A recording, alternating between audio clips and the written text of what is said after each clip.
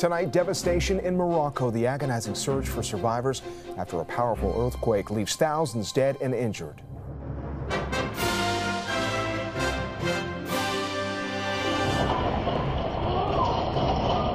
The harrowing stories from Canadians caught in the crosshairs. Everything started to shake. It was one of the most terrifying experiences I've ever been in. As crews race to save those trapped under the rubble. Reactions to provincial policies on pronouns. I think gender identity is a personal decision. We should leave that to adults to make those choices. Parents and politicians weigh in on the growing debate. Plus, a Paralympian's push to make travel more accessible. Things can be improved for people who are blind. From being kicked off a cruise to a corporate collaboration with the backing of a big-time billionaire.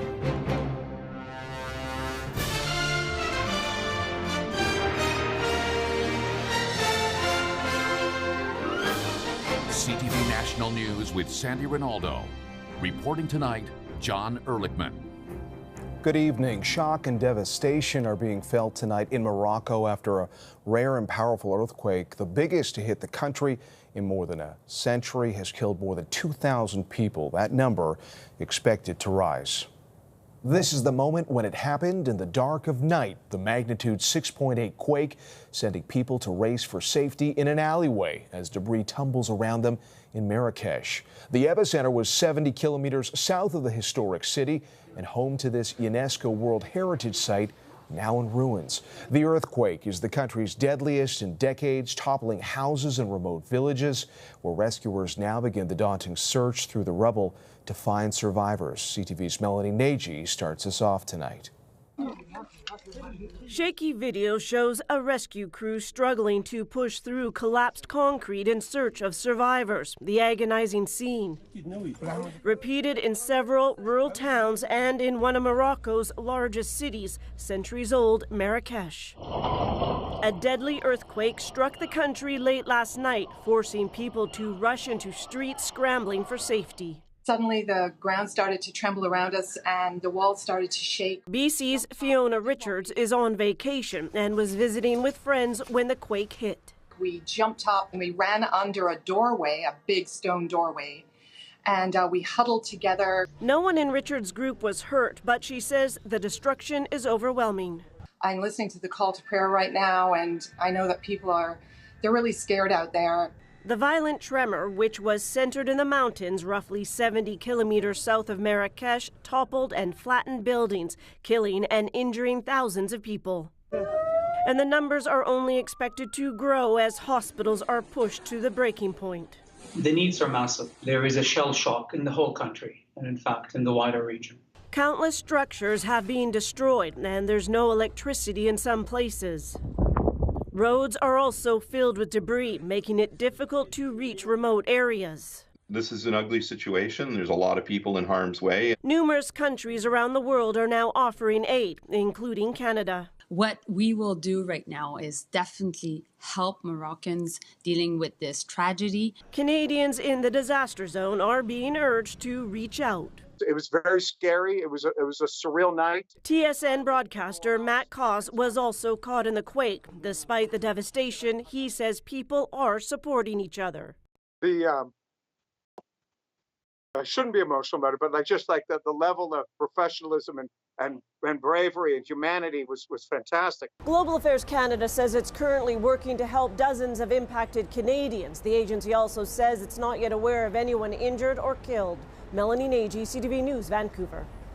G20 leaders offered their assistance to Morocco. The group of 20 are attending their first summit in India. The African Union was welcomed as a permanent member, but the G20's wording on Russia's invasion of Ukraine drew bitter criticism from Kyiv. CTV's Annie Bergeron-Oliver is in New Delhi tonight.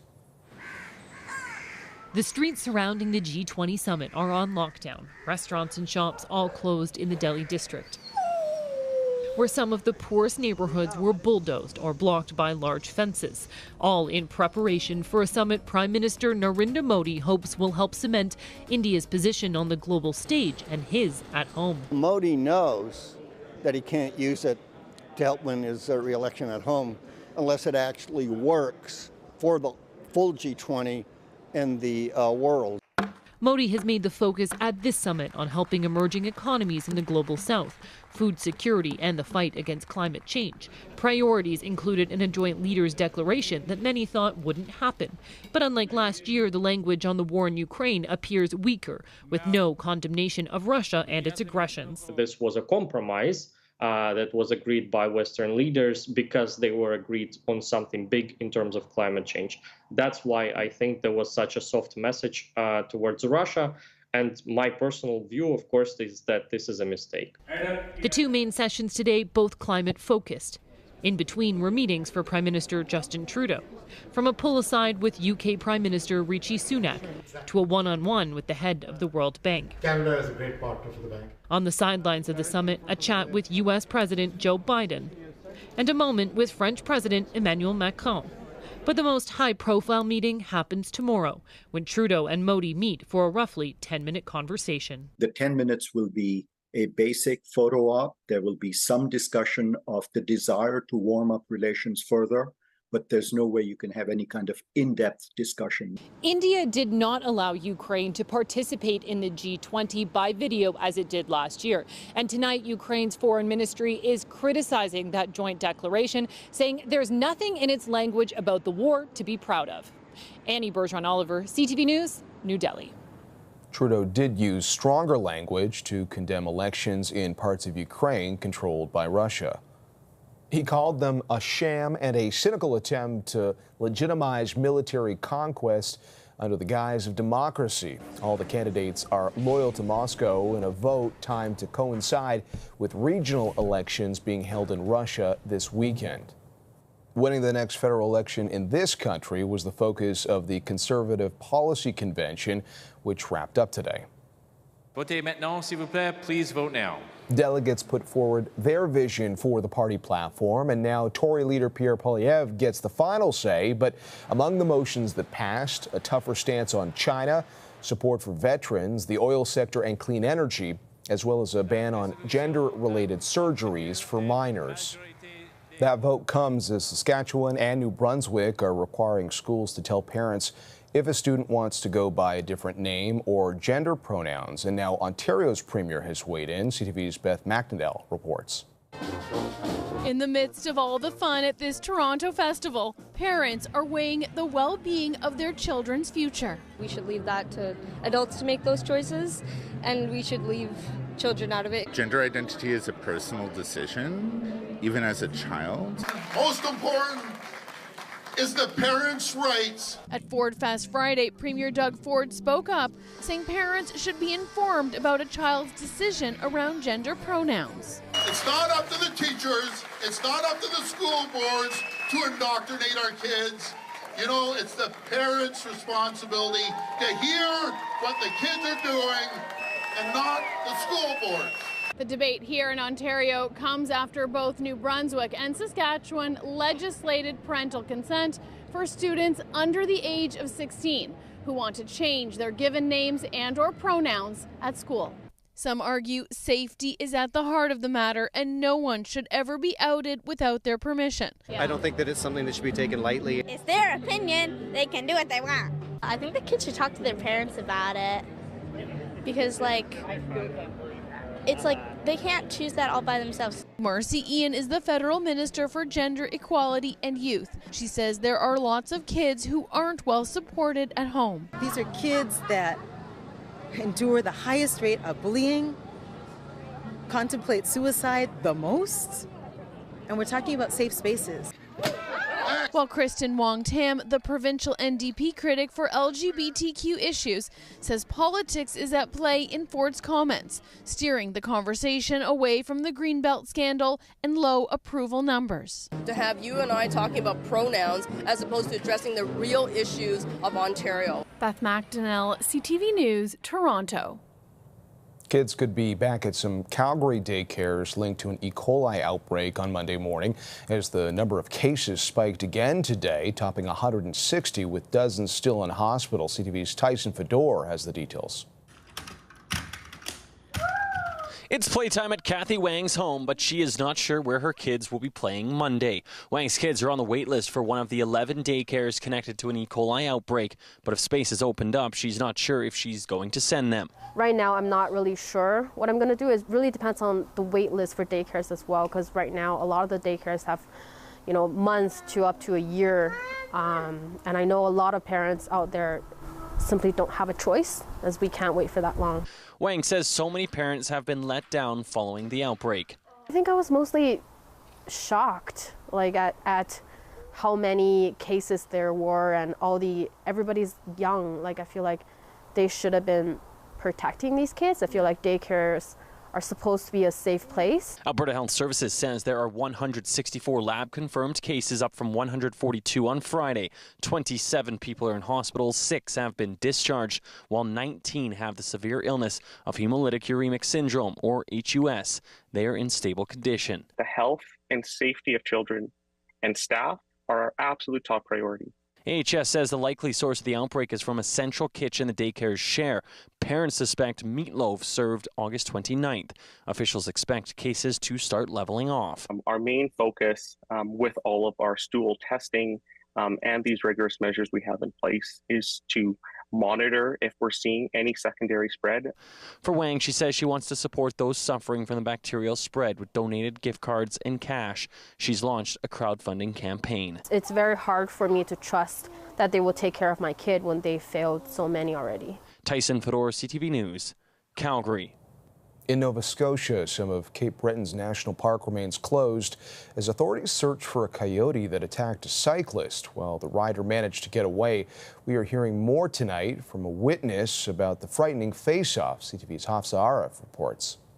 Michelle Sosi and his wife embarked on a trip to Pleasant Bay when the serenity of the Mackenzie Mountains quickly turned into a moment of unease. Encountered this pair of cyclists that at first it appeared that they had a dog following them along the way, and it became quickly apparent that it wasn't a dog, it was a coyote. It was obvious to Sosi the cyclist was in distress as the coyote showed no signs of giving up the chase. We pulled over to the shoulder, leaned on the horn, and that was enough to catch the attention of the coyote. It stopped in its tracks, crossed over the road. Earlier this week, a coyote traveling just an hour from Mackenzie Mountain attacked a cyclist traveling Cape Breton's Cabot Trail. Parks Canada officials say the animal chased the cyclist and bit their arm after they got off the bike. In a statement, the Department of Natural Resources and Renewables says, "Do not approach a coyote.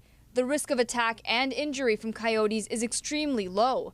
Coyotes have been in the province for many years, yet only a few incidents have been recorded." Wildlife conservator Hope Swinimer says aggressive behavior is uncommon among coyotes. Coyotes tend to be shy and elusive, and they really do want to avoid people. Swinimer emphasizes the importance of respecting natural habitats and refraining from feeding wild animals. It encourages them to come around people, and then that never ends well for the wild animal. We see it all the time, and sadly often animals have to be destroyed because of it. While Parks Canada encourages people to appear bigger than the animal and scare it off, Swinimer suggests that people maintain eye contact and slowly back away.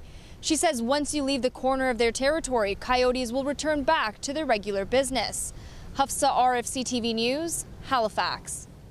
A daring rescue began in Turkey today to save an American researcher who fell seriously ill more than 1,000 meters underground in a cave. Rescuers from Europe have helped to free Mark Dickey, who's been stuck there for a week. He started feeling sick from stomach bleeding while exploring. Authorities say it could take days to get him out because the cave is deep and narrow. Coming up, Grand Slam glory for Coco Gauff.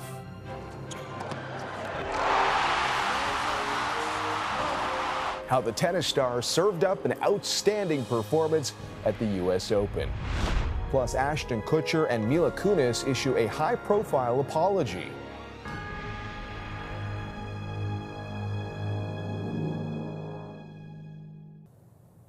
Teenage tennis sensation Coco Gauff celebrated a grand win in a riveting women's U.S. Open final.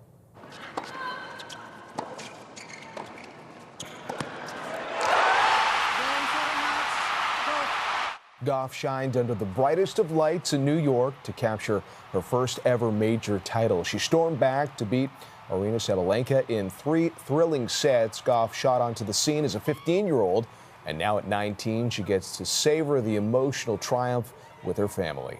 Today was the first time I've ever seen my dad cry. He doesn't want me to tell you all that, but he got caught in 4K. You know, he thinks he's so hard, but you know, it's not. So thank you guys. I mean, you believed in me from the beginning. I've been coming to this tournament. My dad took me to this tournament, sitting right there watching Venus and Serena compete. So it's really incredible to be on this stage. The momentous victory catapults Goff's player ranking to number 3 in the world. And a Toronto actress also had a chance to celebrate a moment she'll never forget at Beyonce's concert earlier this week. Sarah Frances Jones flew to Los Angeles to catch Queen Bey's epic birthday show on Monday, not expecting her baby to be born for another week. The big Beyonce fan was having the time of her life, but eventually had to sit down when contractions started. Thinking they might be false, she pushed through until the end of the show and drove to the hospital where the new parents welcomed baby Nola. From cute newborns to adorable pets, roughly 200 Dachshunds showed up for a celebration of wiener dogs and PEI. Good job. Yes, you want one too? The Wienerpalooza event kicked off with a silent auction and barbecue, and there were contests for the longest and shortest attendees. All the proceeds will go towards a dog rescue organization. Still ahead, the latest on a late-night scandal. The fallout at Fallon and an apology next.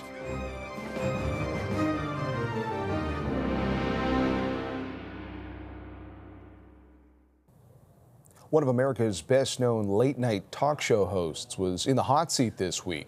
Jimmy Fallon was accused of fostering a toxic workplace, with chaos allegedly trumping comedy behind the scenes. CTV's Vanessa Lee has more on the allegations. Everyone, please welcome Taylor Swift. On TV, Jimmy Fallon is funny, endearing, and seems genuine. All right, here it is, a selfie that I took of myself. Behind the scenes, though, some colleagues say his behavior was erratic and ruined their dream of working on The Tonight Show. Snapping at crew members, not having a lot of patience with people, and the erraticness of, that's what toxicity is, you know, the good and the bad that comes with that. And then how that over the years has impacted their mental health. The Rolling Stone investigation cites 2 current and 14 former employees, with some alleging they were belittled and intimidated. They said that a lot of their mistreatment comes from the top.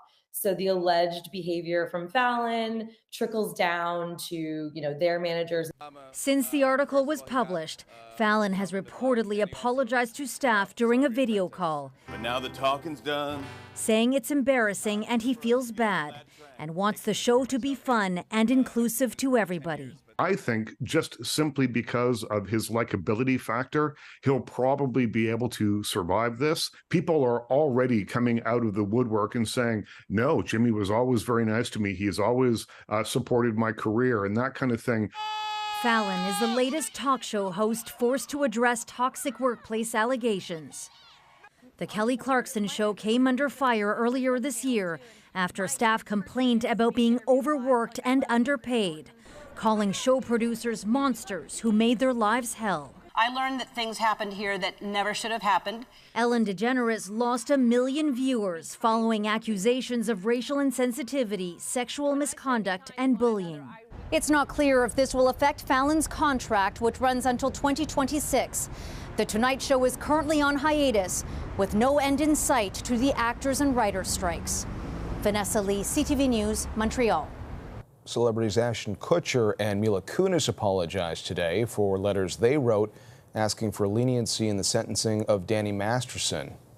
A couple months ago, Danny's family reached out to us and they asked us to write character letters to represent the person that we knew for 25 years. The letters were not written to question the legitimacy of the judicial system or the validity of the jury's ruling. And not to undermine the testimony of the victims or re-traumatize them in any way. Kutcher and Kunis worked with Masterson on That 70s Show. On Thursday, Masterson was sentenced to 30 years to life in prison for raping 2 women in 2003. When we come back, a return trip after rejection, taking to the seas in a teachable moment.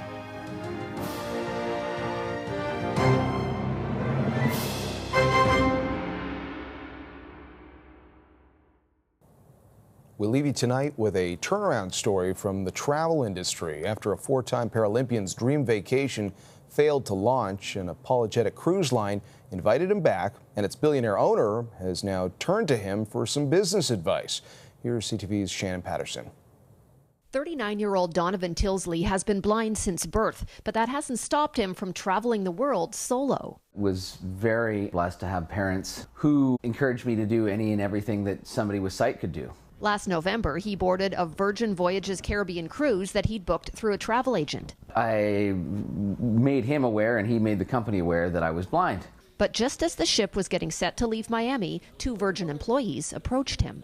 And they say, well, we've got some unfortunate news. We've determined that it's not safe to have you on board as a solo blind traveler.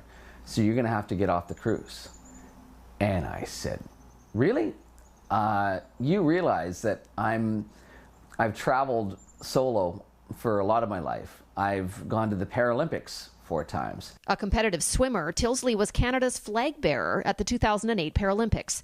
Just hours after he posted to social media about getting kicked off the cruise ship, he got a call from the vice president of Virgin Voyages.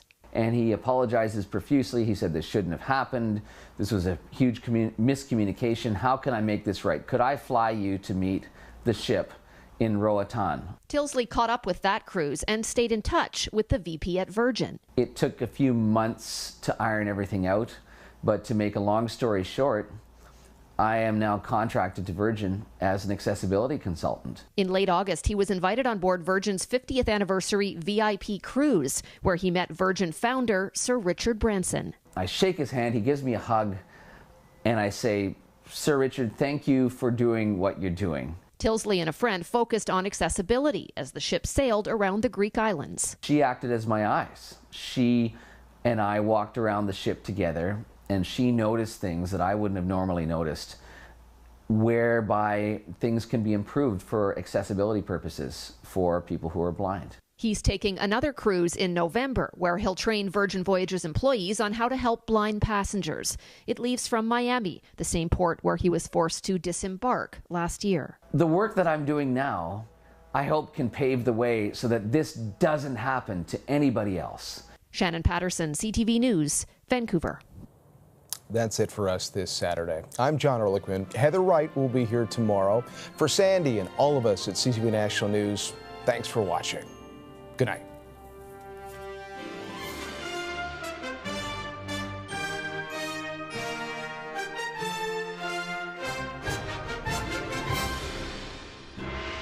CTV National News, Canada's #1 newscast.